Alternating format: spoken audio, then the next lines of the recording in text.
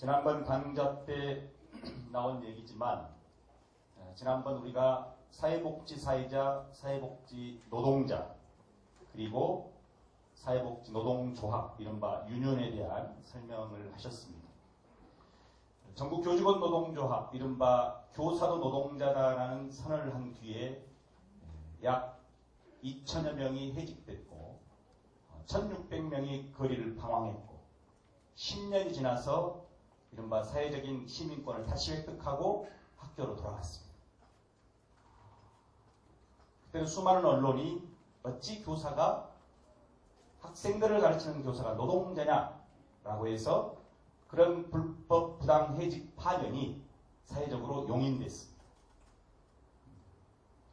이제는 지난번 설명처럼 경찰이 노동조합 결성을 준비하고 있고 소방관도 준비하고 있고 그토록 이른바 국제적인 표준, 글로벌 스탠더드를 얘기했던 대한민국은 노동과 노동조합만큼은 철저하게 분단이라고 하는 제약 때문에 늘 불온한 것으로 낙인했고 늘 감옥으로 보냈습니다. 오늘 우리는 이제 우리하고 똑같은 현장에서 일하는 사회복지사의 얘기를 들어보려고 합니다. 부천 장애인종합복지관의 사회복지사 한숙자 선생님입니다. 2000년에 장애인종합복지관에 입사했고 2003년 8월 수탁법인이 바뀌면서 새로운 법인으로부터 해고됐습니다. 2004년 1월 단체 협약을 통해서 다시 원직 복직됐습니다. 그래서 지금은 공공운수노조, 이른바 일반노조의 사회복지지부 지금 사무처장을 맡고 계십니다. 오늘 우리하고 평범한 이 자리에 서서 마이크 들고 이렇게 강의하는 게 익숙하지 않은 부천에 있는 동료입니다. 동료가 어떤 마음으로 현장에서 조합을 만들고 그토록 불온 시대에는 이른바 평범한 노동자들의 자주적 결사, 동맹, 연대가 어떻게 현장에서 이루어지고 있는지 그리고 그 한계는 무엇이고 앞으로 먼저 길을 갔던 만큼 새로운 길을 가려고 하는 동료들은 어떠한 과정을 통해서 큰 희생 없이 또는 어떤 사회적 지지를 받을 수 있는 또 현장과 특히 동료 사회복지사들이 광범한 지지를 받을 수 있는 그런 유니온이 어떻게 가능한지를 듣겠습니다. 그리고 질문하는 시간도 갖겠습니다. 자, 감사합니다. 감사합니다. 사랑합니다. 사랑합니다. 아, 행복합니다. 자, 우리 사회복지사 한숙자 선생님을 환영하겠습니다.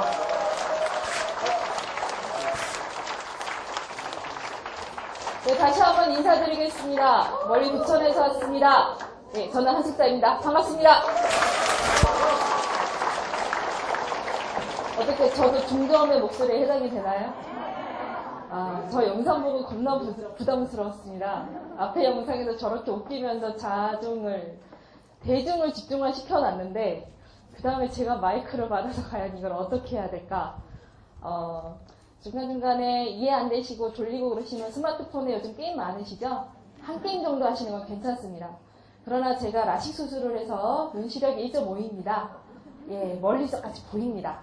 예, 적절하게 제가 한 번 지적하더라도 민망해하지 마시고 그냥 게임 점수 몇 점 나왔다 정도까지만 얘기해 주시면 열심히 하셨군요 라고 제가 칭찬 한번 드리도록 하겠습니다.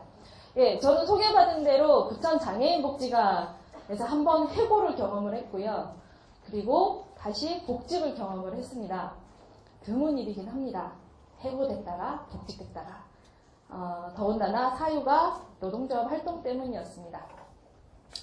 제가 원고에 보면은요, 사회복지 노동조합에서부터 시작해서 지역의 공동체로서 유니온의 역할까지 간략하게 정말 스피드하게 사일만에 조금 부족하게 만들어냈습니다. 오늘 오면서도 어떻게 이걸 전달을 해야 될까라는 가정 고민을 했는데 우리 사회 보셨던 관장님 이야기를 들으면서 그냥 그간의 제 경험을 얘기를 하는 게 더 좋겠다라고 판단을 했습니다. 저는 2000년도에 부천 장애인복지관에 입사를 했고요. 1996년도에 대구대학교 직업재활학과에 입학을 했습니다.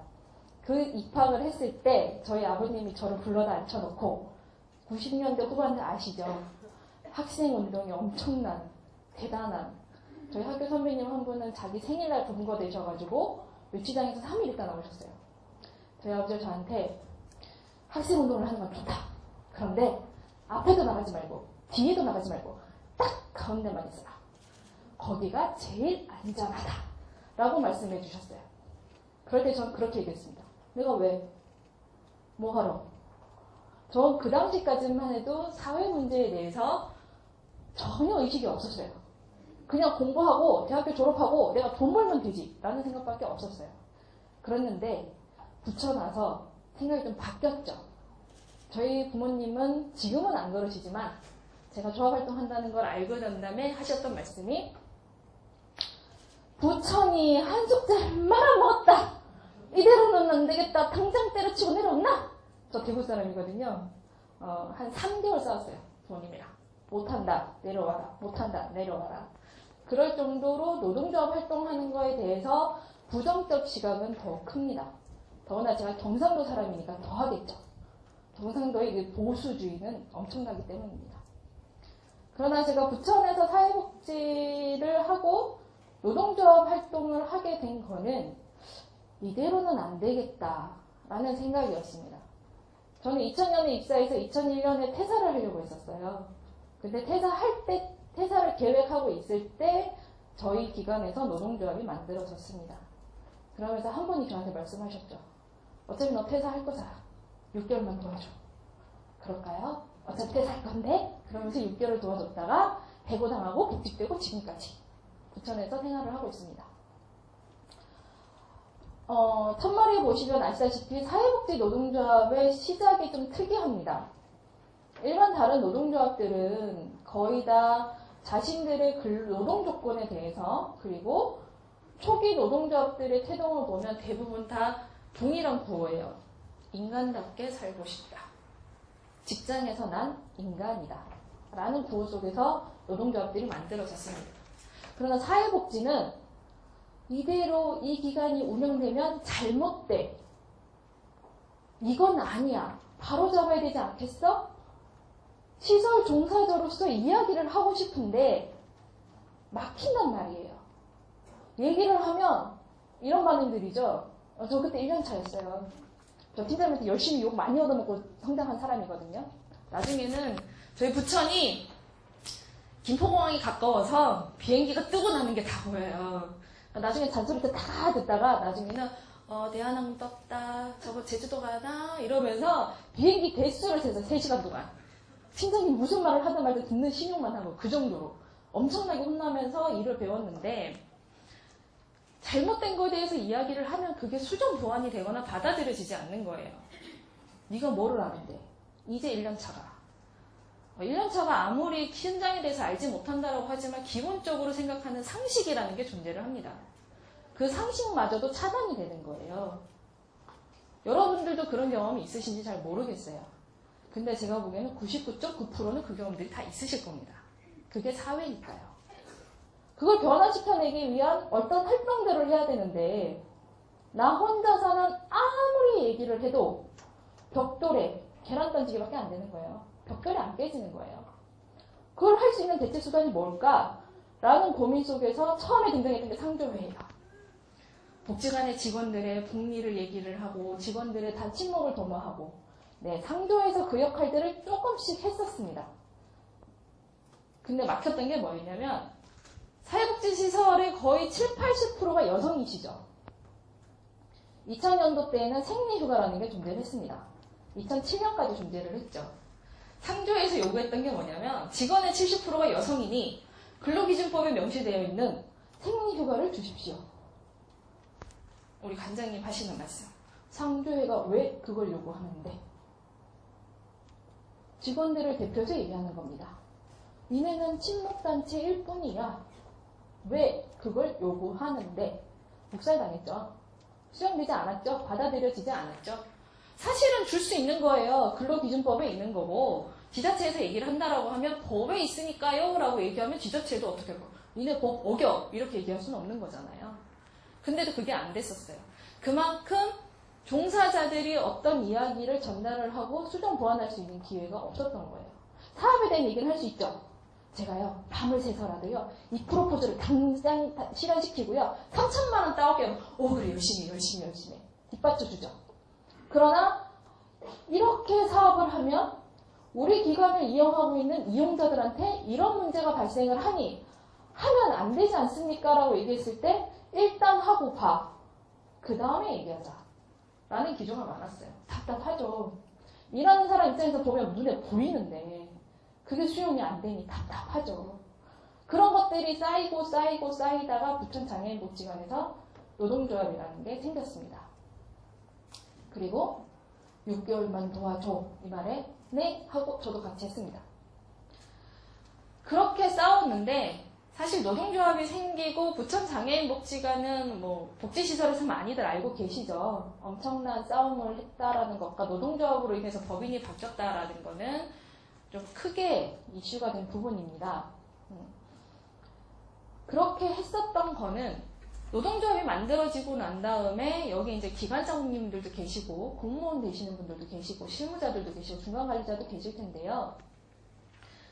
사회복지 현장에서의 노동조합에 대한 부정적 인식은 더 큽니다. 왜냐? 사회복지를 하는 사람들이기 때문에. 사회복지를 하는 사람들이 어떻게 자신들의 복지를 얘기를 하지? 라는 게 커요. 그렇기 때문에 사회복지에서 만들어지는 노동조합들은 기관의 민주적 운영을 그리고 이용자들에 대한 서비스의 권리를, 인권을, 기관의 사유화를 막는 공공적인 사회복지적 입장에서의 노동조합 활동들이 더 많았습니다. 초기 태동들은. 그런데 중간에 싸우다 보면은요, 똑같아요. 사회복지를 하시는 사용자님들이나 사회복지를 하고 있는 종사자들이나 그간의 싸움들을 내용을 보면 일반 사기업들의 노동조합 활동과 차이가 없어요. 싸우는 과정에서는.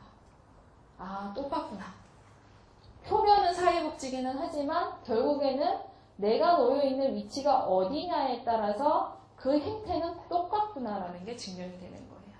그래서 많이 힘듭니다. 그 과정이. 힘들긴 한데요.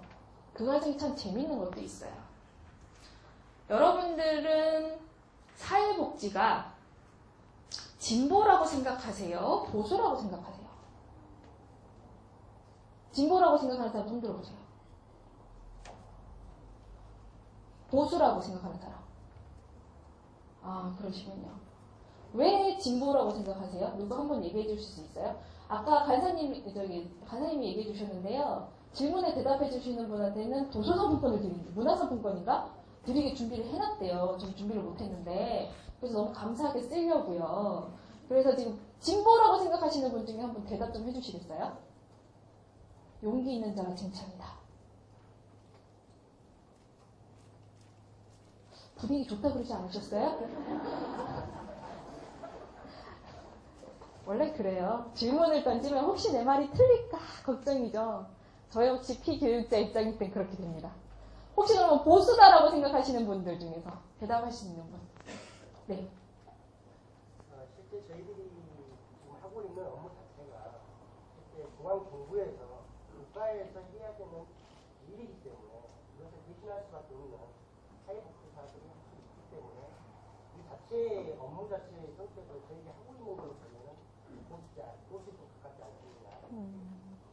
네, 업무의 성격이 현재 그러니까 사회복지 기반을 유지하고 있기 때문에 자본주의 사회 기반을 유지하고 있다는 거죠. 그래서 보수에 더 기인하지 않냐. 진보라고 생각하시는 분 한 번 더 얘기해 줄 수 있는 분 계신가요? 사회적 약자를 실현하고 그들의 권리 서비스를 위해서 일한다는 약간 기본적인 네, 그렇죠. 사회복지, 사회적 약자를 대신해서 그들의 권리를 만들어내는 게 바로 저희들의 역할이죠.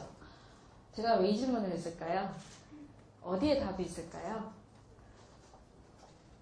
사회복지는 진보와 보수를 다 가지고 있습니다.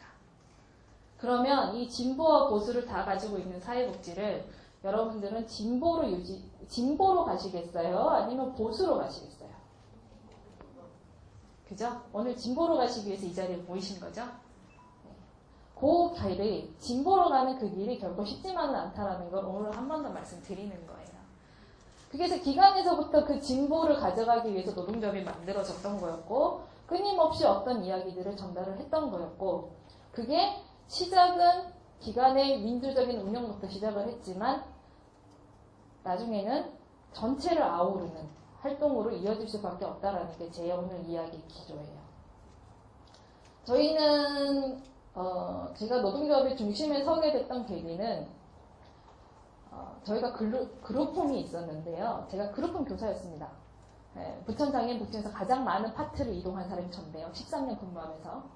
그룹홈 교사였는데 그 당시에 간장 독선으로 인해서 혼성 그룹홈에서 성별로 단성, 그러니까 여성, 남성 그룹홈으로 옮겨졌고 그룹홈 대상이 아닌 사람이 그룹홈에 들어오기 위해서 지침을 변경화시켰고 그리고 그 속에서 직원이 퇴사를 했고 보호자들이 그거에서 반기를 들었으나 그러면 나가시오 라는 가정들이 있었습니다. 그게 촉발이 됐어요. 그룹홈이 가장 힘없는 파트였습니다. 왜냐하면 졸업하자마자 바로 올라온 저와 그리고 졸업하자마자 바로 근무를 하게 됐던 사회 초년생 3명이서 근무를 했거든요. 일명 밥이었죠. 모르니까 시키는 대로 해. 처음에 모르니까 시키는 대로 했어요. 했는데 1년 딱 지나고 나니까 이건 아닌 것 같아요. 이게 누구를 위한 기관이었으며 누구를 위해서 만들어진 거고 우리가 누구를 위해서 일을 하는데 힘없는 파트라고 생각되는 이 파트를 이렇게 한번 휘두르고 나면 다른 파트들은 어떻게 될까라는 고민들이 생기기 시작하면서 직원들 역시도 이건 아닌 것 같다라고 해서 시작을 하게 된 거예요. 힘들었습니다. 노동조합을 인정받기까지 힘들었고 그래서 파업이라는 거를 했고요. 그리고 법인을 바꿔냈어요. 부천시에서 이대로는 안 되겠다. 좀 잘 정리해보자 라고 해서 다리도 놓고 니네가 요구하는 거 요만큼 줄여봐. 회사가 요구하는 거 요만큼 줄여봐. 이 정도 선에는 어때? 이런 과정들 다 거쳤단 말이죠. 그리고 법인이 바뀌었습니다. 예, 제가 지금처럼 348일 동안 이놈의 마이크를 잡고 온 동네 사방팔방 떠들어다니면서 부천 장애인복지관에 대해서 얘기를 했습니다. 개심제죠? 네, 저 해고됐습니다. 사연은 간단합니다. 노동조합에서 가장 마이크 잡고 많이 떠드는 아이. 앞으로도 그럴 수 있다. 그게 사유였어요. 그러나 단체 협약이라는 걸 통해서 다시 저는 복직이 됐습니다. 2004년 1월 15일자로 청소년 사회정원 프로그램 담당자로 발령을 받았습니다. 기쁨이죠. 만약에 그때까지 노동조합이라는 게 존재하지 않았으면 이것에 대해서 이렇게 해야 된다라는 당위성을 계속 주장하는 사람들이 없었으면 저는 이 자리에 안 서 있었을 거예요. 사회복지는 안 했을 것 같아요. 딴 일을 했겠죠. 무슨 일을 할지는 잘 모르겠으나 딴 일을 하고 있었겠죠. 그러면서 제가 좀 더 노동조합 활동을 열심히 했습니다. 2000년대 초반에는 노동조합 활동이 되게 활성화가 되어 있었어요. 서울 경기를 중심으로 해서 노동조합들이 존재를 했었고요. 사실은 1997년도 노동조합 쪽에서 얘기하는 건 대투쟁이라고 얘기를 합니다. 9697 대투쟁. 옛날에 그 화이트 칼라들이 그 서울 한복판으로 나와서 제가 90대에 살고 있진 않아가지고 잘 기억이 안 나는데 이제 뭐 화이트 칼라의 대혁명 뭐 이런 얘기들이 있었어요. 그게 87년이고 그 다음에 9697년이에요.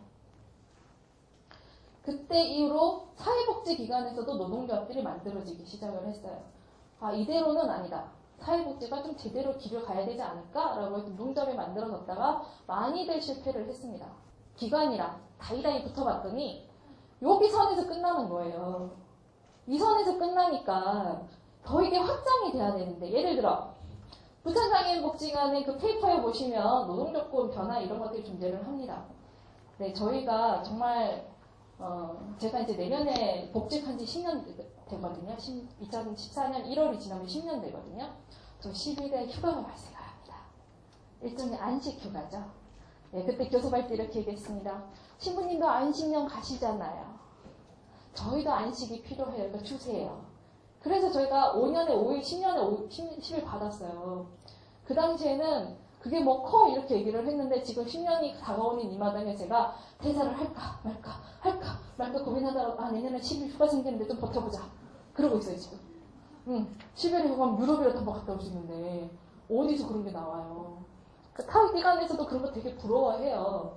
그래서 니네도 만들어 잘 얘기하면 만들 수 있을 거야 라고 하지만 다이다이 붙어서 얘기하면 그래 괜찮지 라고 얘기하는데 그럼 이거 실행할까요? 그럼 에이 그냥 말도 안 되는 소리 하지 말고 일만 하자. 이게 기관의 입장이라는 거예요. 그만큼의 종사자들이 이야기를 전달을 하고 그런 거를 실현화시켜내기에 가장 그나마 구속력을 가지고 있는 게 노동조합입니다. 근데 그게 지금 여기 몇 개 기관이 오셨죠? 몇 개 기관이 오셨죠? 많이 오셨죠. 그죠? 저도 부천에 이렇게 많이 모였으면 좋겠어요. 그래서 거기 가서 내가 막 떠들면서 우리도 하자! 이러고 하고 싶거든요. 많이들 오셨죠? 여러분들 기관에 개별적으로 그런 직원들의 복지나 기관의 운영이나 이용자들의 권익이나 이야기할 수 있어요. 조정해고 만들어낼 수 있어요. 그러나 그거를 만드는 과정에서 분명히 부딪히는 것도 존재를 해요. 누구를 위한 건데? 라고 얘기할 때 걸리죠? 직원 거랑 종사자 거랑 종사자랑 그 다음에 이용자 거랑 그리고 지자체 거랑 다 걸려요. 이게 사회복지가 참 너무 이게 맞물려 있는 게 많아요. 너무 맞물려 있는 게 많아서 뭐를 하나 바꿔낼 때마다 걸리는 것들이 존재를 해요. 정말 잘 의기투합이 돼서 3자가 지자체도 그 다음에 종사자들도 이용자들도 꼼짝꼼짝 잘 돼서 그건 할 수 있겠어라고 하면 정말 환상인데 그게 가능하냐라는 거죠. 여러분들 기관들은 다 가능하세요? 그게? 가능하세요? 여러분들 처음에 주 40시간제 어떻게 시작하셨어요? 그냥 40시간제 하라 그래서 하셨어요? 주 5일 하시다가 40시간 가신 분 안 계세요? 여기에 혹시? 안 계세요? 있습니다. 네? 없어요? 있습니다. 있으세요? 네. 저는 주 40시간째 갈 때 병원에 입원하면서 회사랑 전화통화를 해가면서 갔거든요. 제가 그때 노동조합 대표여가지고 회사랑 교섭을 하다가 몸이 안 좋아서 2주 동안 병원에 입원을 했어요. 그 입원을 할 때 병원에 입원을 하러 가는데 회사에서 전화가 왔어요. 이거 당장 해야 되는데 어떡할 건데 이대로 그냥 가 말어 막 이러면서 저희는 주 40시간제를 가기 위해서 거의 1년 반을 교섭을 했어요. 회사는 금기법상에서 조금 더 마이너스 됐으면 좋겠다라고 주장을 했고 우리는 최소한이 금기법 아니냐. 금기법에 맞춰가자. 그러면 주 40시간이 법으로 가기 때문에 가야 되는 건 맞는데 그렇게 가면 이용자가 피해가 발생한다는 게 회사의 논리였어요. 그게 이용자한테 먹혔습니다. 그렇게 가면 서비스가 하나가 없어지고 프로그램이 하나가 없어지고 우리 애들이 토요일날 갈 데가 없어지지 않냐. 니네가 해줘야지. 왜? 그래서 잠시 잠깐 시끄러웠어요. 부천이. 그런데 저희가 그냥 간단하게 보호자들한테 계속 얘기를 했었죠. 어머님 이제 신랑분이 주 40시간 해요. 어머님 혼자까지 지금 양육하시다 힘드셨잖아요. 이제는 주말에 신랑이랑 같이 양육하세요. 꼭 복지관에서 모든 걸 책임져 주진 못해요. 시대의 환경의 변화가 발생을 하면 거기에 맞춰서 가야 되는 것도 어머님들의 역할이고 그 속에서 어머님들이 필요한 걸 요구하는 역할도 필요한데 그게 꼭 복지관이어야 합니까? 그게 꼭 복지관에서 모든 걸 해결해 주는 겁니까? 라고 얘기를 했었어요. 그래서 복지관에서 해결해 주는 거다! 라고 얘기하시는 분들 계셨죠. 그래서 저는 그렇게 못하겠다고. 안 될 것 같다고. 한 달에 한 번은 어떻게 한다고 치더라도 어떻게 1년 365일 다 해주냐. 그건 실제로 안 되는 거지 않냐. 어머님이 아기 보다가 지쳐서 힘드니까 복지관에 잠시 맡기고 싶은 거 우리도 충분히 안다. 그래야 된다고 생각하는 것도 있다. 그러나 내가 지치면 어머님이 지쳐서 힘들어서 남한테 맡기듯이 이 직원이 지치면 이 아이는 누가 해주냐. 직원의 리프레시도 필요하다. 휴식이 보장돼야 되지 않겠냐. 우리가 무리하게 요구하는 거 아니다. 법에 맞춰져 있는 거 우리는 법대로만 달라 그랬다. 라고 계속 끊임없이 설득을 했어요. 이런 과정들이 기관에서는 계속 지대하게 발생할 수 있어요. 여러분들이 하시다 보면. 이렇게 사회복지시설에서 다 근무하시는 분들이니까 우리 속된 표현으로 할게요.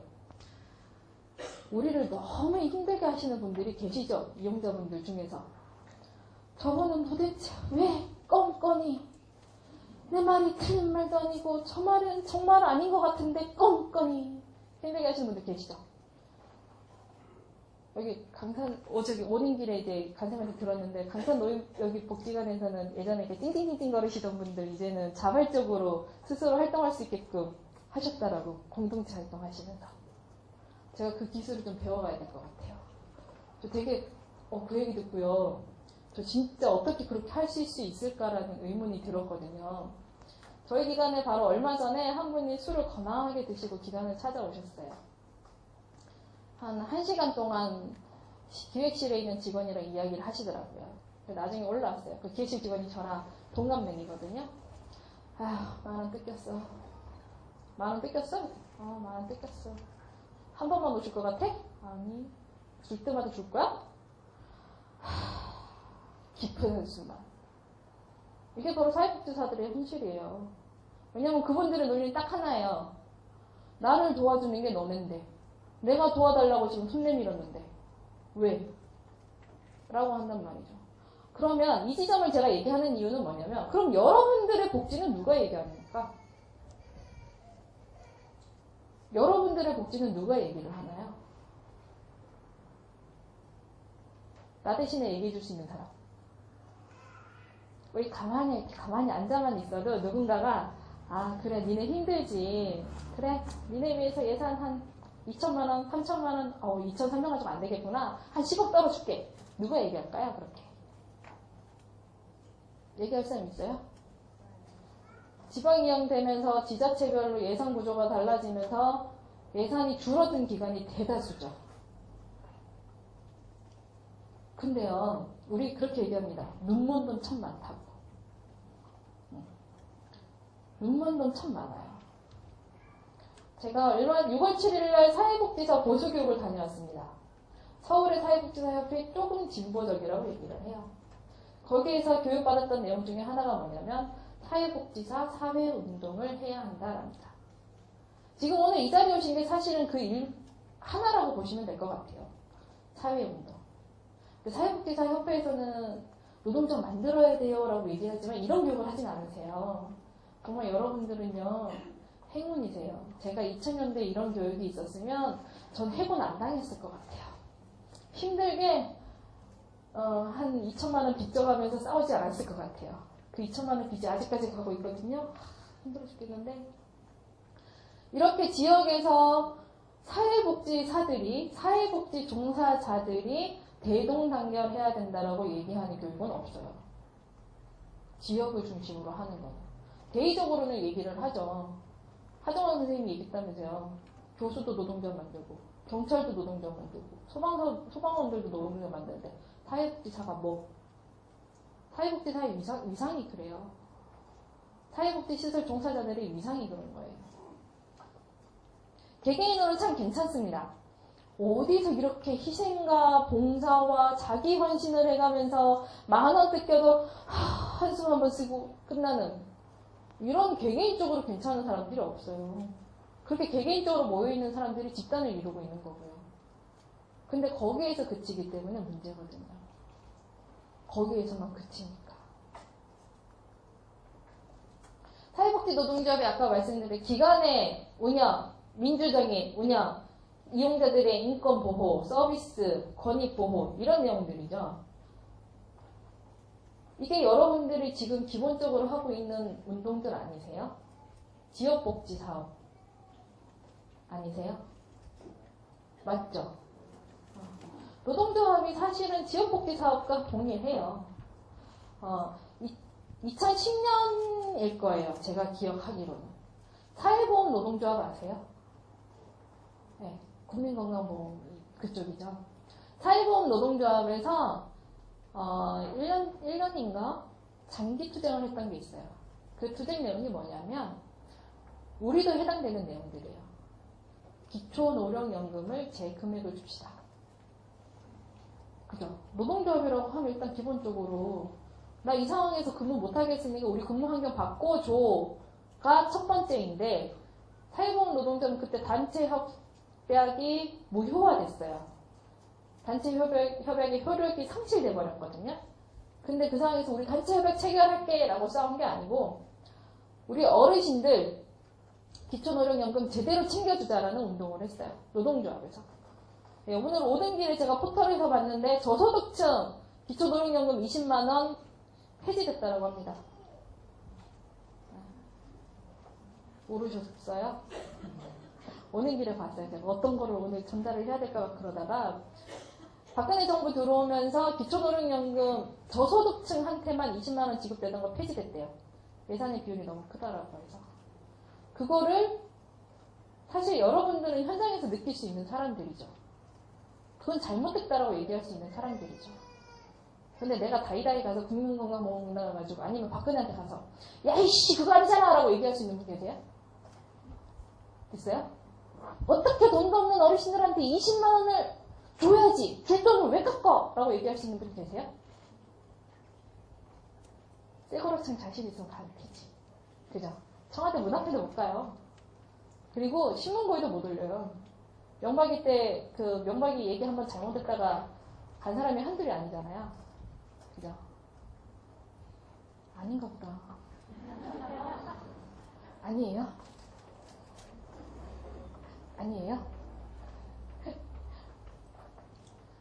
그 정도로 사회복지 노동자들의 조직화가 필요하다라는 거예요. 저희는 그래서 그걸 기관에서 시작을 했습니다. 네. 독선적인 운영을 했던 법인을 바꿔냈고요. 부천시에도 영향을 좀 줬죠. 한동안 부천시에서 주의 깊게 봤어요. 근로감독을 하는 노동청에서도 주의 깊게 봤어요. 저는 정보과 형사한테 사찰도 당했어요.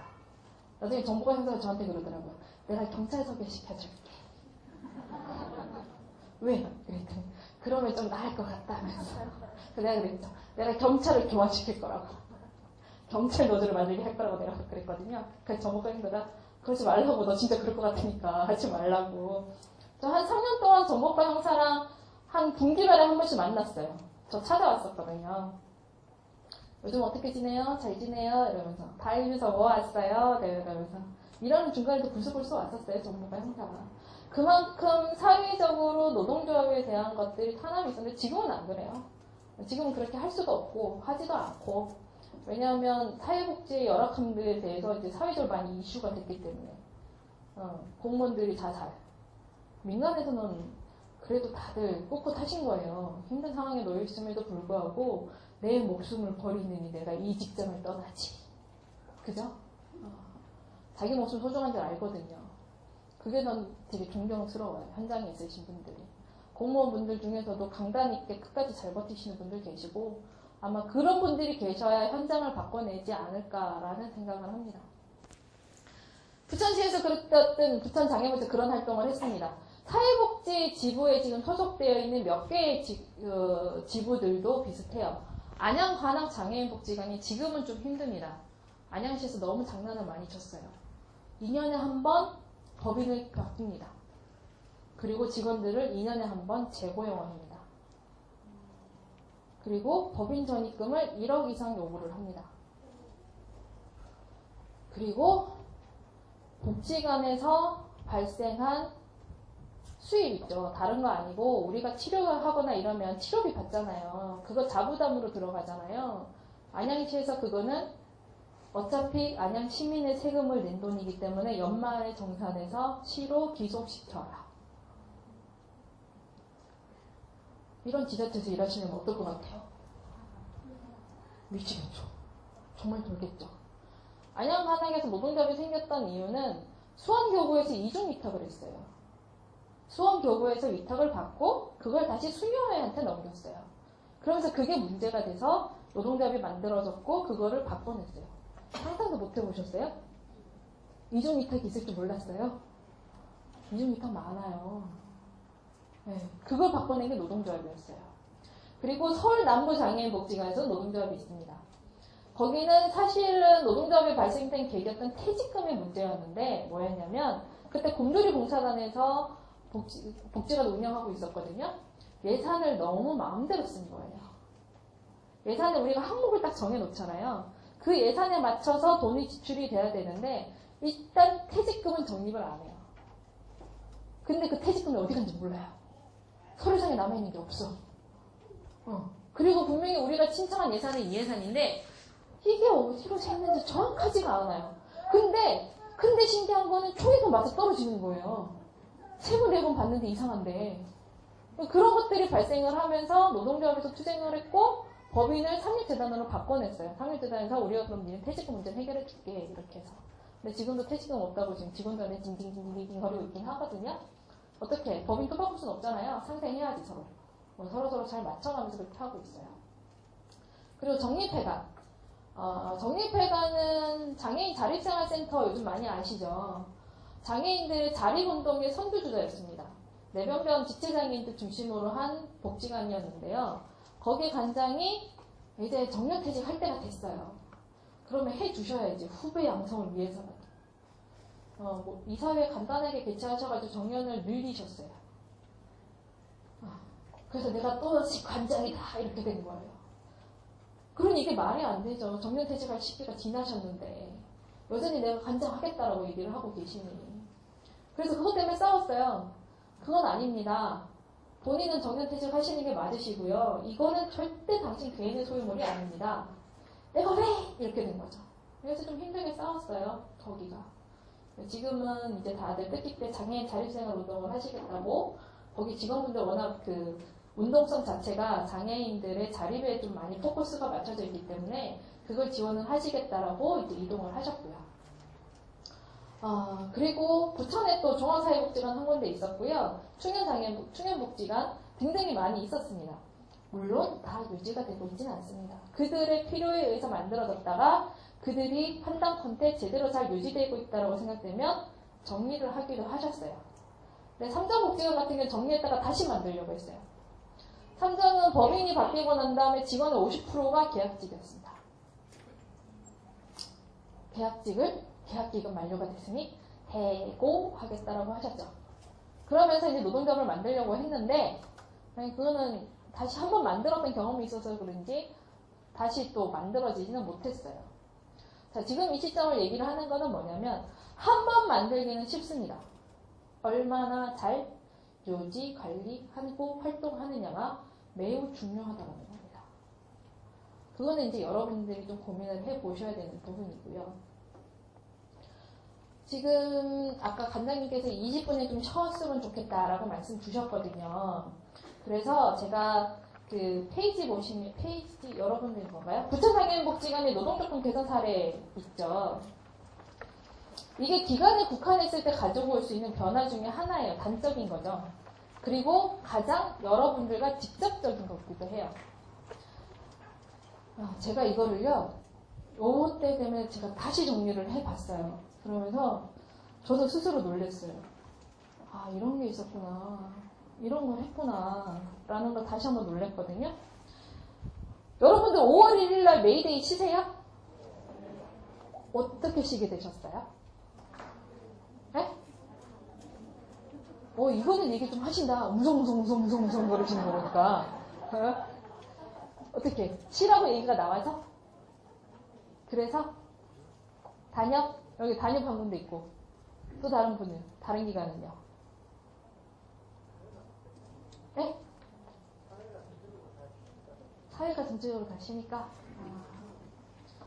2000년도 때 노동조합들이 생기면서 지방 그 가천 중앙청사에서 한번 한 500명이 모여서 대규모 집회를 한 적이 있었어요. 그때 초대 사회복지 노동조합 위원장님께서 지금 우리 관장님처럼 삭발을 하셨어요. 네, 시원하게 이게 눈물 한번 찍 흘려주시면서 빨간 띠 딱 들어오시고 그래서 우리가 퍼포먼스 죽인다 뭐 이랬었거든요. 그때 이후로 그 당시에는 그 사회복지 사업이 중앙에서 하고 있었죠. 저는 장애인복지관에서 근무를 하고 있으니까요. 장애인복지 사업 안내를 봤어요. 저희가 2003년도에 서울경인 사회복지 노동조합이 2003년도에 출범을 하고 2003년 5월에 대규모 집회를 한번 진행을 했습니다. 그리고 보건복지부를 대상으로 해서 사이버 시위도 진행을 하고 했었는데요. 2004년, 2005년부터 보건복지부 지침 내용이 조금씩 바뀌더라고요. 그전에는 월차, 연차라는 말 자체가 보건복지부 지침에 나오지 않았어요. 근데 그 다음에 연차, 월차라는 말이 나오더라고요. 근데 단서 조항은 늘 달리죠. 예산의 범위 내에서 1일 3만 원을 지급할 수 있습니다. 근데 제가 2000년도에 입사했을 때 기본급을 아직도 기억을 하거든요. 그것만 기억해요. 신기하게. 딴건 기억이 안 나는데.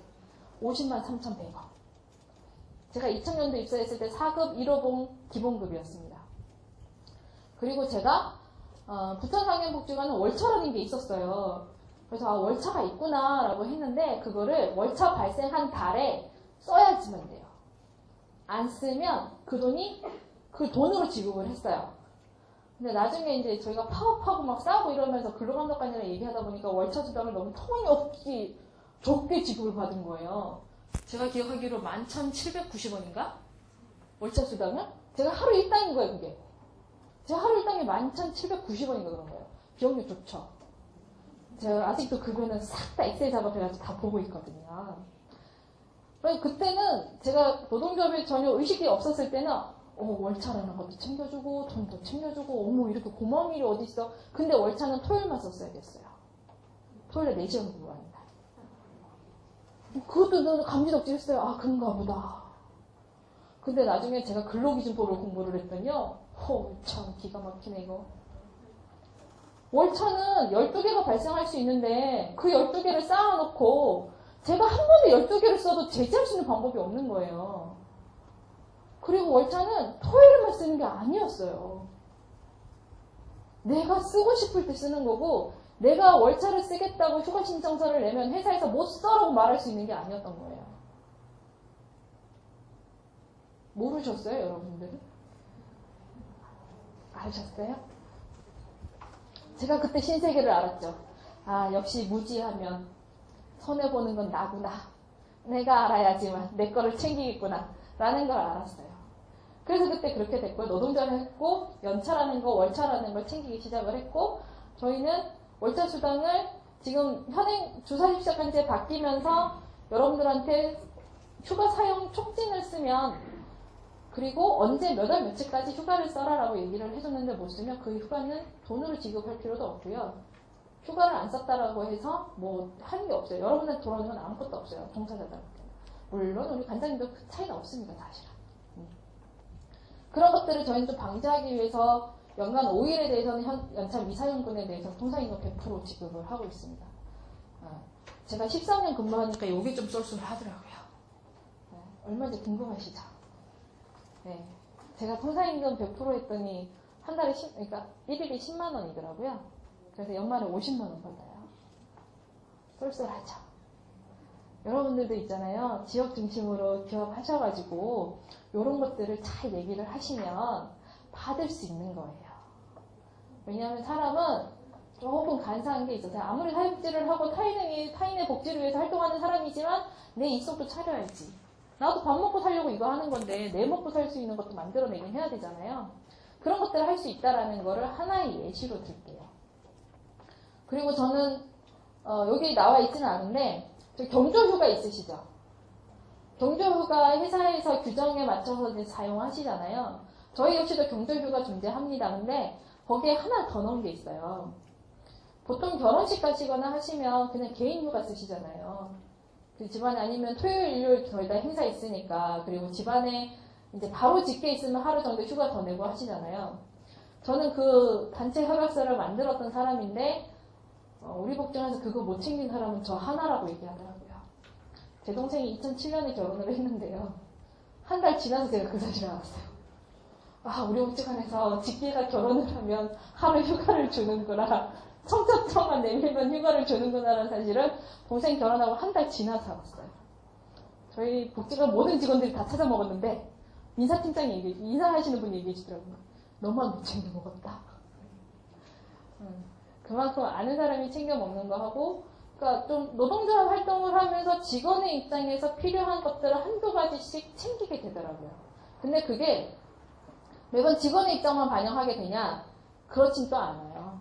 우리가 너무 무리하게 요구를 하게 되면 우리 복지관에서 서비스를 받고 있는 이용자들한테 불이익이 될 수 있는 부분도 있기 때문에 스스로 이거를 조절하는 능력들을 키워나가게 되더라고요. 조합 활동을 하게 되면서.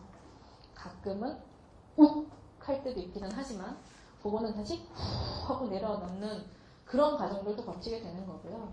조합 활동하면서 저는 좀 성장을 했습니다. 이 기간 그만둬야지라고 생각했던 사람이 이 기간이 그래도 이렇게 되면 안 되겠는데 라는 애착이 더 생겼죠. 이 기간을 좀 더 좋게 좀 바꾸고 싶은데 누구나 다 찾고 싶은 기간으로 만들고 싶은데 여기 와서 서비스 받는 사람들은 이런 좋은 서비스가 없어라는 감탄을 좀 했으면 좋겠다라는 욕심들이 생기더라고요. 그래서 제가 오늘 나름 그 증표를 하나 받았죠. 제가 지역복지 파트에 지금 배정받은 지가 원래 2년째입니다. 작년 한 해 사례관리를 했었고요. 원래는 사례관리에서 배제됐는데 딱 한 케이스만 제가 사례관리를 하고 있어요. 그분은 다시 한번 또 관계를 맺으면 너무 힘들 것 같다라는 생각에 제가 사례관리를 꾸준히 유지를 하고 있는데요. 그분이 한 3주 전에 저한테 빨간색 파우치를 하나 주시더라고요. 안 주셔도 돼요. 이랬더니 내가 받은 거 생각하면 이런 거는 하나 줘도 괜찮겠대요. 그래서 저는 이거 받으면 저희는 다른 데서 뭐 받은 거 있으면 기획실에 다시 반납해야 되거든요. 다시 반납을 해요. 그래서 저 이거 받아봤자 어차피 또 기획실에 반납을 해야 돼요. 그러니까 주신 성의만 받을게요 했더니 안 그분이 정신장애세요. 그럴 때 참 잘 써먹으시더라고요. 안 받아가면 내가 네 알겠습니다. 네 감사합니다. 그리고 받았죠. 그리고 그달 주말에 다시 문자가 왔어요. 사진을 찍어서. 선생님이 빨간색을 참 좋아하는 것 같아서 제가 빨간색 핸드백을 하나 더 구했어요. 어메 괜찮다고. 제가 어제 저게 다시 받았거든요. 역시나 또 똑같이 이래가지고 네 하고 받아왔거든요.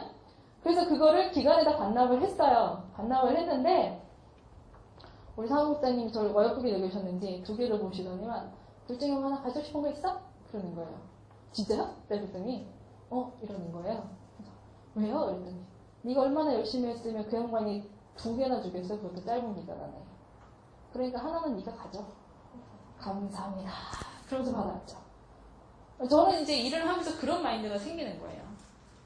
노동조합이라는 걸 하면서 내가 잘못하면 이게 노동조합의 이미지를 훼손하기 때문에 더 잘 해야 되겠다라는 생각을 가지게 됐고 그 더 잘 해야 되겠다라는 게 내 일을 더 잘 해야 되겠다라는 걸로 가게 됐고 그게 자연스럽게 이용자한테도 전달이 된다라고 저는 생각을 합니다. 물론 제가 모든 케이스한테 다 그렇게 하지는 못했을 거예요. 근데 어떤 분한테는 그게 감동으로 느껴졌으니까 저한테 그런 피드백이 왔겠죠. 여러분들도 한번 그런 고민들을 해보세요. 노동조합에 대해서 부정적인 생각을 가지고 있는지 아니면 이거를 통해서 조금 더 상생의 길로 갈 수 있을 건지 한번 고민해보는 시간을 가지는 게 필요할 것 같고요. 자, 20분도 넘겼습니다. 10분 휴식하고요. 나머지 뒷이야기 하도록 하겠습니다. 지금 제가 조금 전에 사례를 보시면 부천 노동조합의 그 단체 협약을 해서 만들어졌던 노동조건에 대해서 간략하게 보셨죠. 이거 제가 오는 길에 다시 봤더니 정말 급하게 편집을 해서 육아휴직은 2번이나 들어가 있더라고요. 네, 육아휴직은 1번입니다. 1번이고요. 저희가 지금 이런 형태로 노동조건들이 좀 개선이 됐고요. 2007년에 최종으로 만들어져서 아직까지 유지되고 있습니다. 그 기간 동안에 2007년부터 2013년 동안에 임금에 대해서는 2번의 변화가 발생을 했어요. 경기도에서 사회복지시설, 장애인복지시설의 임금을 바꿨어요. 임금을 바꾸면서 부천 장애인복지관의 기존 임금 테이블은 보건복지부 옛날 그 임금 기준에서 부천시에서 주는 수당들로 해서 구성이 됐었는데 경기도에서 기본급을 상승시키면서 기존의 수당들을 유지하니까 이게 돈이 어마어마해지는 거예요. 속으로는 감사하죠. 그대로만 가면 좋겠다 싶었는데 설마 그럴 리가 없죠. 예, 그래서 임금 조정을 한번 했습니다. 예, 테이블이 바뀌었죠. 임금 테이블이.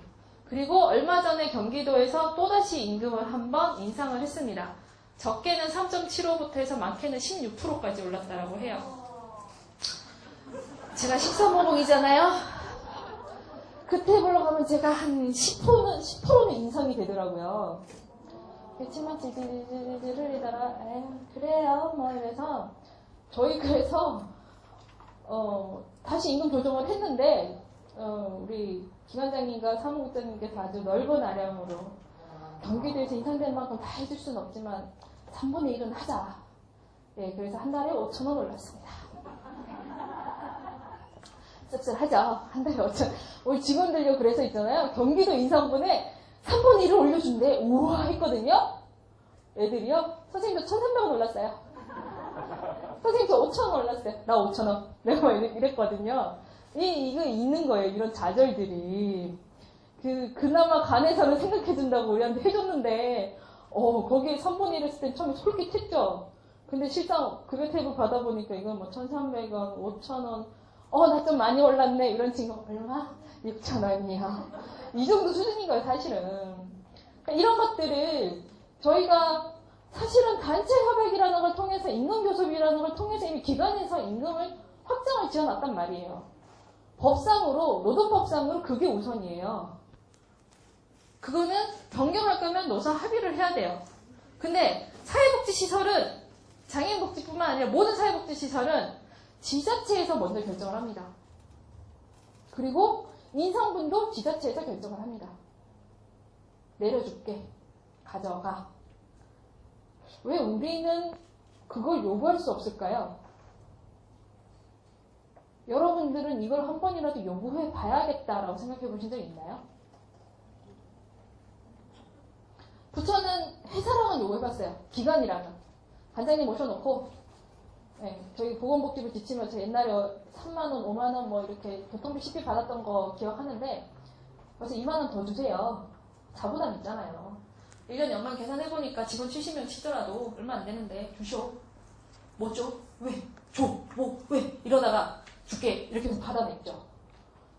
기관과는 그거를 했어요. 근데, 정작 인건비를 내려주는 지자체라는, 정부라는 왜 못할까요? 한 번이라도 여러분들은 지자체랑 정부랑 이런 걸 해봐야겠다라고 생각해 보신 적 있나요? 강주 빼고. 강주 빼고. 있어요? 없으시죠? 네. 그렇기 때문에 더 이상의 기간에 머물러 있는 노동조합은 안 된다는 겁니다. 기관의 운영 구조는 기관이 만들어낼 수 있습니다. 그리고 사업의 확장도 돈만 허락한다라고 하면 만들어낼 수 있습니다. 그러나 정말 여러분들이 꿈꾸는 큰 사업을 하려면 뭔가 더 큰 걸 끌어내야 돼요. 그걸 할 수 있는 조직이 누군가를 생각해 봐야 되는 거죠. 지역을 중심으로 한 활동들이 참 필요한 부분입니다. 그런 부분에 있어서. 서울경인 사회복지노동조합 단위사업 중심으로 움직였습니다. 부천장애인복지관 역시 서울경인 사회복지노동조합에 속해 있었고요. 지금은 사회복지지부로 명명이 바뀌었습니다. 지금 역시 많은 노동조합들이 기관의 현안에 묻혀 있습니다. 여러분들이 여러분의 일에 묻혀 있는 것과 동일합니다. 공무원들이 자기 일 하느라고 바빠가지고 주말에도 나오고 밤 12시, 11시 상관없이 자기 일에 매몰되어 있는 거랑 동일합니다. 그거를 벗어나려면 어떻게 해야 될까요? 혹시 여러분 기관 말고 지금 이곳은 제가 아까도 말씀드렸지만 분위기가 참 좋은데요. 타 기관이 어떻게 운영되고 있고 어떤 구조로 진행되고 있는지 알고 계십니까? 우리는 네트워크 되게 잘 돼 있어. 다른 복지관에서는 월급 얼마 받는지도 알고 복리후생 어떻게 해주는지도 알고 얘네가 무슨 사업을 어떻게 하고 있는지 난 다 알아. 계세요? 의외로 복지판이 상당히 폐쇄적입니다.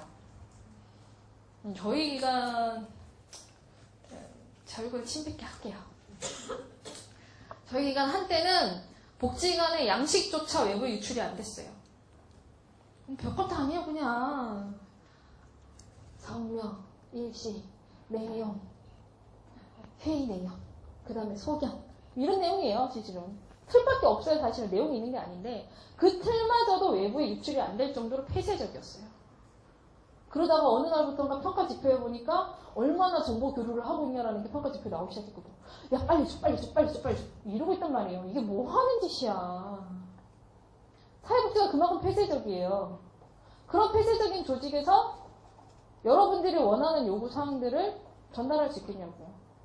이젠 그 폐쇄적인 걸 깨야죠. 그러려면 지금 사회복지가 지방이랑 됐죠. 여러분은 누구랑 가장 많은 긴밀한 관계가 형성되어 있습니까? 광주시? 구청? 구청이다. 이런 거는 그냥 크게 얘기해도 돼요. 누가 뭘 할 수는 없어. 부천은 부천시예요. 부천은 부천시인데 옛날엔 장애인복지과였거든요. 지금은 노인복지과로 바뀌었어요. 노인 장애인과. 그래서 노인의 파워가 더 커요. 부천은 지금. 그래서 우리 힘들어해요. 여러분들은요? 응? 그죠? 관장님 축하드립니다. 네. 왜 노인이 더 파워가 세졌을까요? 누구나 노인이니까? 표죠. 표가 제일 크죠. 그러니까 이제 선거할 때 장애인 한 번 한 번 모시고 어깨에다 업고 나가야 된다니까. 네, 그래야 된다니까요. 어찌됐든 지자체와 가장 많은 긴밀한 관계가 가지고 있는 데가 저희예요. 근데 우리는 얼마나 정치적 활동을 하냐라는 거예요. 여러분은 정치적 활동을 하십니까? 한다.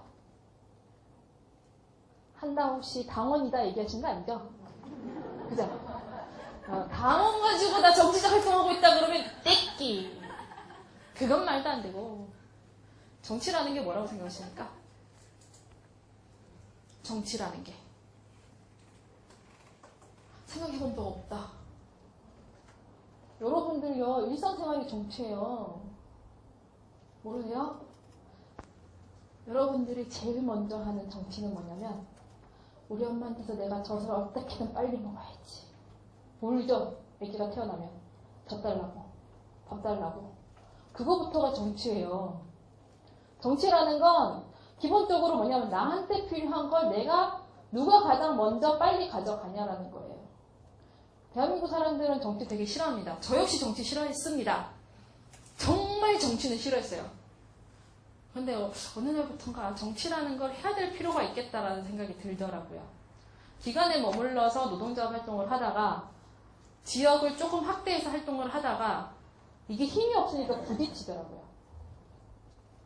힘이 있으면 정말 작은 거 하나 얘기를 해도 예산이 없다라고 못 준다고 하던 것들이 생겨요. 희한한 일이에요. 서울에 한 종합사회복지관이 있습니다. 서울시지에서 머무던 돈 3천이 있었던 거예요. 아무도 모르고 있었어요. 그 복지관의 관장님이 이게 정치적 활동을 참 잘하시는 분이셨나봐요. 어쩌다 보니까 서울시에 3천만 원 묻혀있는 걸 알게 됐네? 그래서 시의원을 만나요. 걷어냈죠. 시의원이, 어떻게 알아요? 봤어요. 그래서요. 우리 화장실 리모델링 공사해야 되는데 돈 좀 주죠.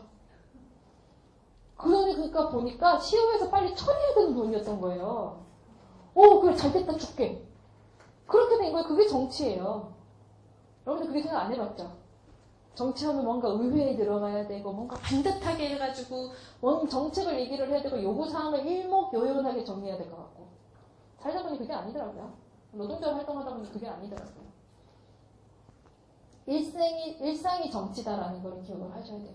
여러분들이 공무원이신 분도 계시고 공무원을 만나는 분도 계실 거고 김과장님은 더 하실 거고 공무원과 이렇게 묘한 실갱이라지 이곳은 좀 다른 것 같은데요. 묘한 실갱이를 하게 되죠. 예를 들어서 우리가 예산을 하나 더 따내야 돼. 그러면 담당 주무관이 어떻게 생각하느냐에 따라서 이게 쉽게 나오기도 하고 어렵게 나오기도 한단 말이죠. 그거 밀고 당기고 하는 게 정치예요. 남녀 사이 연애할 때 밀당하잖아요. 그게 정치인 거예요. 그렇게 생각하시면 돼요. 정치를 어렵게 생각하실 필요가 없어요. 그러면 사회복지에서 어찌됐든 여러분들의 현장과 그 다음에 서비스를 받고 있는 이용자들과 그리고 여러분들이 목표하는 바를 달성하기 위해서는 어떻게 해야 되냐라는 게 지금 문제죠. 제가 아까 전에도 한번 생각해 보십시오. 정말 여러분들이 원하는 게 뭔지 이 지역을 중심으로 해서 할 수 있는 게 뭔지 생각해 보시라고 했죠. 사회복지는 입만 떠들어서 되는 건 아니죠. 발품 팔아야 되고 머리도 써야 되고 입도 아프고 제가 가끔은 그 생각을 해요. 내가 왜 이거를 했을까? 완전 이욕저욕 다 얻어먹어가면서 내 발품 팔아가면서 하루 종일 뛰어서 한 건 했더니 위에서는 한 건밖에 못했냐 이런 소리 들어가면서 내가 왜 이거를 하나라고 하는데 그런 것들을 바꿔내야 되는 게 여러분들의 역할이죠. 저 역시도 그 역할을 해야 되는 거고 근데 여기는 이제 그걸 하자라는 분위기가 있는 거잖아요. 아까 제가 말씀드렸다시피 지역을 중심으로 해서 이런 교육을 하는 곳이 없었습니다.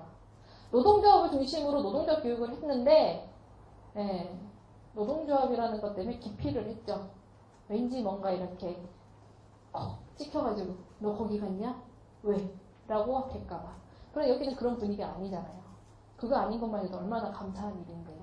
자기들의 목소리를 낼 수 있는 구조를 만들어 가자라는 움직임이 있다는 건 엄청나게 고마운 일이거든요. 여러분들 모인 듯이 앞으로 지역사회를 중심으로 한 공동체로서 사회복지 유니온으로서 사회복지 노동조합의 역할을 하는 조직으로 성장을 하려면 지금처럼 자주 모이세요. 자주 모이셔야 돼요. 왜냐하면 모여서 이야기를 해야 상황 파악이 되고 해야 될 게 뭔가에 대한 고민을 하기 시작을 해요. 안 듣고 안 보고 나 몰라라 하고 있는데 뭐를 해야 될지를 누가 어떻게 알겠어요. 듣고 보고 그 다음에 내가 할 수 있는 게 뭔지를 찾는 게 첫 번째예요. 일단 여러분들 지금 여기 모인 목적들은 정해진 것 같습니다. 그죠? 강산복지학당이라는 걸 통해서 그리고 투게더 강산이라는 걸 통해서 여러분들이 가야 될 길에 대해서는 이제 고민을 하신 거예요.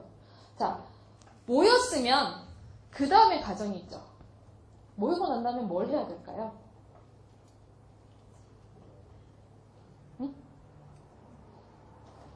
응? 모이기만 할까요? 자, 대한민국 사회에서 제일 못하는 게 토론이라고 합니다. 그리고 자기 표현이라고 합니다. 네. 모이셨으면 자기 표현을 하셔야 되는 거고요. 토론을 하셔야죠. 그 토론의 주제들은 뭘 할까라는 거겠죠. 그리고 그걸 뭘 할까라는 걸 토론을 하시고 나시면 순위를 정하게 되시겠죠. 우리가 할 수 있는 게 뭐냐? 그러면 이 일의 첫 번째 순서는 뭐냐? 뭐부터 할 거냐? 라는 걸 정리를 할 수 있겠죠. 그 과정이 상당히 오래 걸릴 수 있어요. 여러분들이 동일한 사회복지시설에 종사하자라고 하지만 이거를 할 때는 기간을 좀 뛰어넘어 주셔야 돼요. 저 역시 장애인복지관에서 근무하고 있고 부처는 사회복지관이 8개인가? 그래요. 8개인가? 그리고 장애인복지관 딱 하나예요. 네, 그래서 저희는 실무자들끼리는 잘 규합이 되는데 윗분들끼리는 잘 규합이 안 되는 것 같아요. 제가 어제 운영위원회에 들어가서도 느낀 거지만 실무자들끼리는 사실은 다 고만고만하니까 근데 윗분들끼리는 좀 잘 규합이 안 되는 것 같더라고요. 그래서 가끔은 부천에서 장애인복지관은 타겟이 돼요. 저희가 직원이 70명이다 보니까 예산이 40억입니다. 그중에 24억이 인건비입니다. 어마어마하죠. 장애인복지관이 40억인데 종합사회복지관은 뭐 10억 이렇게 되니까 당연히 그쪽에서 얘기가 나오죠. 그러니까 저희는 타겟이 돼요. 근데 그게 계속 걸리게 되면 그럼 내 생각한 게밖에 안 되는 거예요. 왜 그럴까요? 내 밥그릇 챙기자고 남 밥그릇 뺏어 내면 결국엔 내 밥그릇 또 뺏기거든요. 사람들이 그걸 기억을 해야 돼요. 내 밥그릇 지키겠다고 남 밥그릇 뺏어내면 결국엔 내 밥그릇 또 뺏겨요. 왜냐하면 이미 남 밥그릇 뺏은 흔적이 있거든. 전적이 있거든. 왜 사람이 일을 할 때 먼저 예전에 어떻게 했는지를 보는 이유가 뭔데요? 왜 그 선례를 남기면 안 된다고 얘기를 하는 건데요. 이미 한 번 해봤기 때문에 그게 문제가 안 된다는 걸 알기 때문이거든요. 그러니까 여러분들이 지역으로 중심으로 해서 모이신다고 하시면 내 기간을 생각할 필요가 저는 없다고 생각을 해요. 지역을 중심으로 움직이실 거니까. 그러면 결국에는 그게 잠깐은 어떤 다른 특정 부분에 집중이 됐다가 해도 결국엔 저한테 우리 쪽으로 돌아오는 거예요. 결국엔 사회는 돌고 돕니다. 유행도 10년마다 한 번씩 도는데 왜 이 정책이 돌지가 않겠어요? 다 돌고 돌아요, 결국에는. 그런 부분에서 좀 같이 고민하고 영역을 뛰어넘는 그런 고민들을 가지실 필요가 있을 것 같고요. 그리고 행동하지 않는 생각은 죽은 생각입니다. 대한민국 사람들이 제일 잘하는 거 있죠? 뒤로 호박씨 까기, 뒷담화하기. 저도 역시 뒷담화하는데 뭐 나름 일가견이 있습니다. 일가견이 있는데요. 그 뒷담화할 시간에 행동으로 옮기시는 게 더 좋을 것 같습니다. 불평, 불만은 얘기만 한다고 해서 바뀌지 않습니다. 그 불평, 불만을 얘기를 한 것에 대해서 어떻게 개선, 보완할 건지 해결책을 만들어내는 게 바로 행동입니다. 그 액션들은 다양하겠죠. 뭐 저 같은 경우에는 아까 간사님께서 세다라고 얘기하셨는데 저희 복지관에서 저 걷는 사람 없습니다. 네, 이실직고 하겠습니다. 저희 복지관에서 저 건드는 사람 없습니다. 저는 저 물면 저도 똑같이 묻니다. 안 건드려요. 왜 그럴까요? 자기도 똑같이 물리거든요. 남들처럼 에이씨 당했어라고 얘기 안 해요. 저는 네가 날 꼬질렀어? 알았어. 너도 기다려봐. 좀 그래요. 제가 당한 만큼 돌려주거든요. 행동으로 보이니까 안 건드려요. 지역공동체도 마찬가지예요. 지역사회복지유니온도 마찬가지예요. 처음에 어떤 움직임들이 발생을 하면 애석하게 탄압들은 존재합니다. 왜냐? 뭔가 좀 저런 움직임에 대해서 사람들은 늘 촉이 있거든요. 왠지 쟤네가 날 위협할 것 같아 라는 촉이 움직인단 말이에요. 그러면 그 위협을 잠재우기 위해서라도 눌러요. 그 누르는 데서 같이 눌려질 거냐 튕겨나갈 거냐는 여러분들이 선택하는 거예요. 눌려지게 되면 끝없이 눌려질 겁니다. 그러다 언젠가 한번 폭발하겠지? 백두산이 터질 때까지? 그때까지 기다리시겠다라고 하시면 눌려도 돼요. 그렇지 않다라고 하면 행동을 하셔야 돼요. 그 행동이 그렇다 해서 되게 거창한 건 아니에요. 작은 것부터 할 수 있겠죠. 만약에 노동조합 투쟁을 예시로 든다라고 하면 노동조합 투쟁은 처음에 빼지 달아요. 그냥 나 이런 거 있죠. 스마일. 저희 스마일 배지 한 달 다 보냈어요. 선생님 이거 뭐예요? 노동조합에서 주는 배지예요. 이쁘세요. 저도 주세요. 저희 그랬었어요. 그런 것부터 하나가 작은 행동인 거예요. 그런 작은 행동 하나로 우리가 어떤 걸 하겠다라는 걸 알려내는 것부터가 시작입니다. 그리고 우리 스스로가 이런 걸 하겠다라고 인식하고 그거를 몸으로 보여주는 게 바로 행동입니다. 너무 거창하게 크게 생각하지 않으셔도 돼요. 너무 부담 갖지 않으셔도 돼요. 다만 생각만 있고 행동하지 않은 건 죽은 거기 때문에 생각조차 할 필요가 없는 거예요. 그러시지는 않으셨으면 좋겠어요. 그리고 마지막. 네, 딱 6분 남았습니다. 네, 그리고 마지막. 아까 제가 분명히 정치를 해야 된다라고 얘기를 했죠. 지역에 하나의 조직이 만들어지고 그 조직이 잘 유지 운영되려고 하면 조직 내에서의 움직임이 활발해야 되는 것도 있기는 하지만 어떠한 성과가 존재를 해야 돼요. 저희들은 특히나 더 성과에 못 매달고 있는 사람들이죠. 아무 성과 없으면 여러분 예산 줍니까? 저희 시의원한테 그런 얘기 들었어요. 일 연락하고 있는데 이딴 거 가지고 월급 받을 생각했냐. 막 속에서 부글부글 끓어오는데 참았어요. 제가 거기서 깽판 치면 정말 예산 떨어질 것 같아가지고 참았거든요. 사회복지시설은 특히나 더 성과를 많이 보죠. 여러분들 몸에 밴 거예요, 사실은. 일을 그렇게 해왔기 때문에. 그런 것들이 몸에 배어있던 사람들이 지역조직을 만들었는데 아무런 성과가 없으면 이거 뭐해? 하자는 거야? 말자는 거야? 그렇게 느껴진다고요. 그냥 쭉 이어지죠. 동일 생각하고 행동하고 성과 만들어내고. 그게 쭉 이어지는 거예요. 이게 사회복지 시스템이랑 큰 차이가 없어요. 그리고 나중에 평가하고 또 언제 보완하고 이런 과정들을 계속 거친단 말이죠. 내 위치에서 내가 어느 지위에 있는데 나는 공무원인데 나는 기관장인데 난 말단 직원인데 필요 없습니다. 지역사회에서 공동의 목표를 가지고 있다라고 하면 할 수 있는 부분이에요. 오히려 그들이 가지고 있는 정보를 공유를 해서 훨씬 더 투쟁적이지 않고 피 흘리지 않고 힘들지 않게 갈 수 있는 길을 만들어내기에 참 유리한 조건이 있어요. 기관에서만 만들어진 노동조합은 그 부분이 힘들어요. 강주장애인 복지관 계시지만 힘드시죠? 간에서 가지고 있는 정보 빼내기 쉽지 않습니다. 다이다이 붙을 때. 저희도 다이다이 붙을 때 간의 정보 못 빼냈어요. 그러다가 이제 총무과 직원이랑 좀 친해지고 회계 직원이랑 좀 친해지고 회계 직원도 나름의 이제 요 정도 선에서는 발설 가능한 사. 요거는 발설하면 안 되는 사. 구분해서 살짝살짝 흘려주죠. 그런 겁니다. 그런데 지역을 중심으로 해서 기관장님도 포함되시고 공무원도 포함되고 실무자들도 포함되고 그 속에서의 공동의 목표를 가지고 길을 가면 좋겠죠. 그러나 단 하나 또 당부드리고 싶은 건 있어요. 전 실무자입니다. 여기 기관장님 계시고 공무원님도 계시고 공무원님도 계시고 실무자 입장에서 기관장님들 만나서 얘기하는 거 쉽지 않습니다. 아무리 분위기가 화기애애해도 혹시나 내가 이 얘기했다가 나중에 나한테 팔친 꽂으면 어떡하지? 그 걱정하죠. 전 상관없지만 전 해보십시오 이렇게 얘기하니까 전 상관없지만 그 분위기를 형성해주는 건 결국에는 어떠한 지위를 가지고 계신 분들이세요. 기관장님, 중간관리자들, 공무원들. 그거는 여러분들이 좀 유념을 하셔서 그런 분위기를 형성하는데 주도적 역할을 해주셔야 돼요. 그럼 다음 말씀드릴게요. 실무자 입장에서. 현장에서 일하는 사람들, 실무를 하는 사람들이 가장 많은 내용을 알고 있습니다. 현장에서의 어려움, 그리고 서비스 이용자들의 어려움, 이거를 어떻게 개선하면 좋겠는지 그들의 이야기를 같이 귀 기울여서 플랜을 만들어 가시는 것들이 필요하십니다. 꼭 당부를 드릴게요. 그러나 구심점에 대해서 이 조직을 어떻게 만들어 나가는지는 앞으로 여러분들의 역할이시고요. 그 구심점에 대해서는 반드시 따라주셔야 됩니다. 당부 드릴게요. 노동조합에서는 일사부재리의 원칙이라는 게 있습니다. 한번 토론을 통해서 결정한 사항에 대해서는 더 이상 뒷말하지 않는다. 그건 여러분들의 철칙으로 가져가시는 게 필요합니다. 그렇게 했을 때 지역의 공동체는 좀 더 안정적으로 운영될 수 있을 겁니다. 그죠? 예를 들어서 민주노동당이랑 진보신당이랑 왜 깨졌겠어요?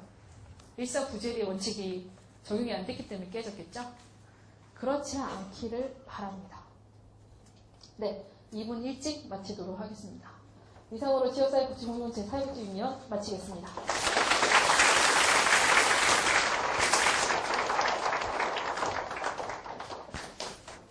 무슨 생각 드세요? 지금까지는 박사들, 그 해당 문제의 최고 전문가들을 불러서 그냥 듣는 자리였는데 오늘은 나하고 똑같은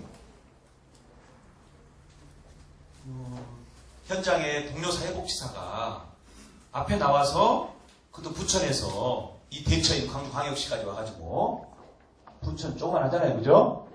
그렇죠. 그러죠. 부천 그도 광주광역시까지 와가지고 이렇게 당당하게 얘기를 하는데 어떤 생각이 드세요? 좋은 생각이 아 그래요? 아까 이런 단순한 말로 문화상품을 다 가셨어요. 다른 거 다 놔두더라도 현장에서 저렇게 당당하게 우울증 걸리지 않고 자기 내면에 하고 싶은 얘기를 주장하면서 복지할 수 있구나 이런 생각 들지요.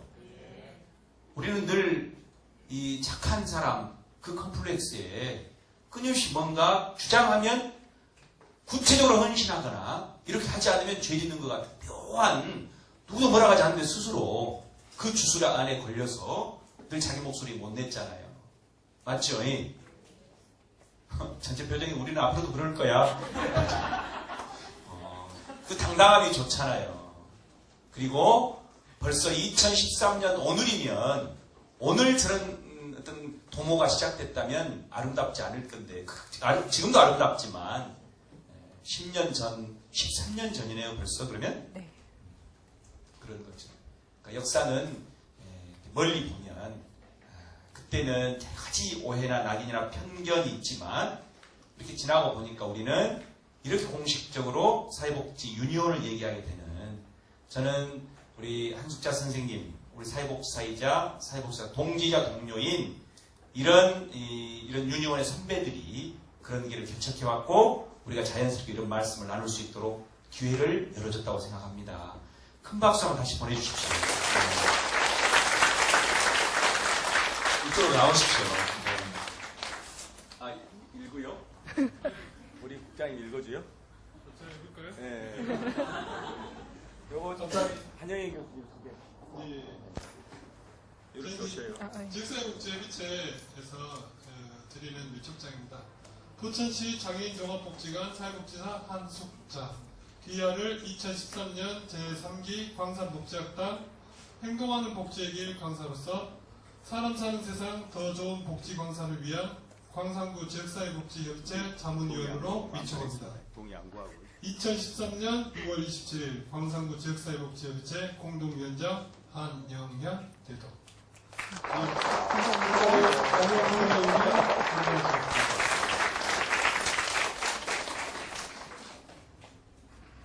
여기에 기관장도 계시고 이 중간 관리자도 다 있는데 우리가 노동조합을 얘기했잖아요. 그죠?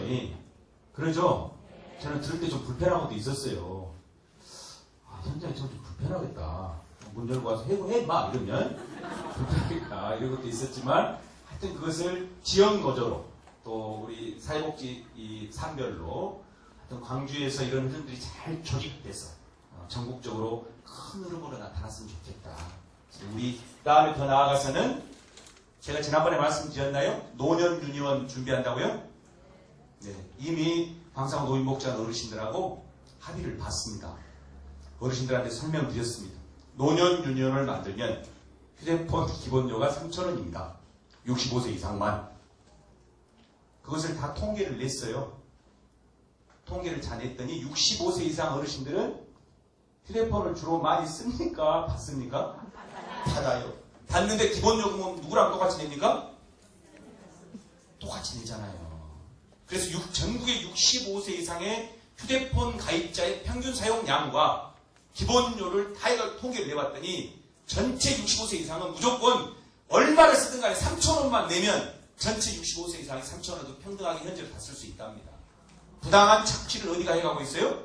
통신회사가 해가고 있는 거예요. 노인들이 돈 내고 젊은 사람이 쓰고 있는 거예요. 그래서 통신회사랑 합의를 해야 되는데 우리 박근혜 대통령께서 바빠요. 국정원도 보호해야 되고 너무 바빠. 네? 중국도 가셔야 되고 미국 가서 윤창중도 정말로 노조 만들어야 돼. 청와대에서요.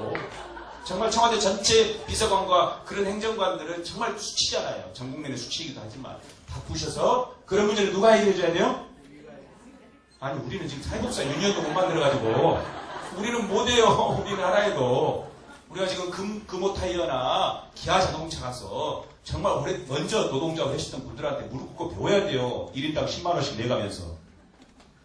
누가 해결해야 돼요? 어르신들이 이제 하실 수 있어요. 이제 65세 이상의 어르신들은 지역사회 조직의 주체이지 지역사회 보호의 대상이 아니에요. 이미 훌륭한 분들이에요. 그분들한테 얘기했더니 노인 일자리 때 얘기했거든요. 노인 일자리 380명이거든요. 절반만 노조 만들어도 끝납니다. 노년 유니원. 청년 유니원이나 노년 유니원은 지금 노동자 다 등록 절차 끝났습니다. 다 노조 설립을 다 했어요.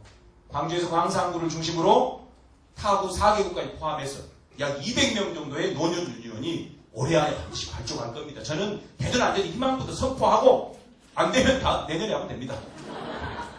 그래서 그런 중심이니까 사회복지사 유니온 올해 안에 말씀하셨던 것처럼 논의 구조라도 활발하게 다져서 과정부터 민주주의를 타국까지 함께 모여서 천천히 그러나 정말 의미 있게 선배들의 좋은 교훈도 우리가 받아안고 동시에 거기서 났었던 많은 한계와 그 제한성도 다 넘어서면서 그렇게 한번 가봤으면 좋겠습니다. 마치겠습니다. 감사합니다.